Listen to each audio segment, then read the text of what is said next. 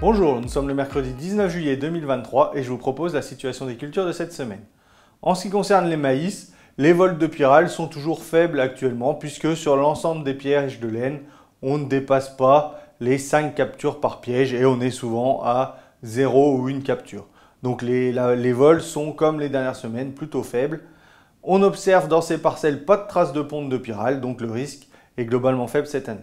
Je vous propose cette semaine de faire un point sur les cives d'hiver, puisque comme chaque année, la Chambre d'agriculture a mis en place un essai cive. Donc dans cet essai, on retrouvait la comparaison pour la production de biomasse d'escourgeons, de triticales, de seigles lignés et de seigles hybrides, ainsi que des mélanges seigles lignés et triticales.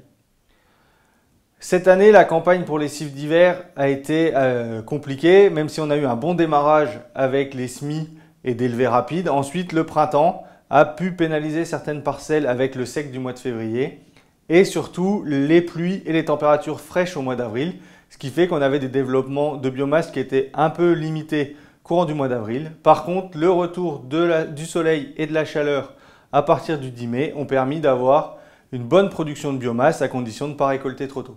Et comme chaque année dans nos essais, on fait plusieurs dates de récolte. Donc cette année, on a fait une date de récolte au 25 avril, une date au 15 mai et une date au 25 mai.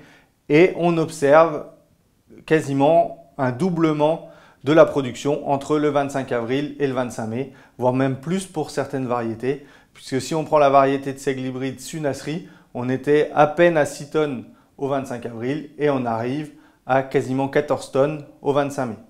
Pareil pour les taux de matière sèche, puisque au 25 avril, on était généralement entre 17 et 18% et au 25 mai, on est entre 28 et 30%, ce qui est l'idéal pour la récolte. Au vu des résultats pluriannuels et également ceux de cette année, au niveau des variétés, donc les seigles hybrides sont en tête, un peu devant les escourgeons et les triticales.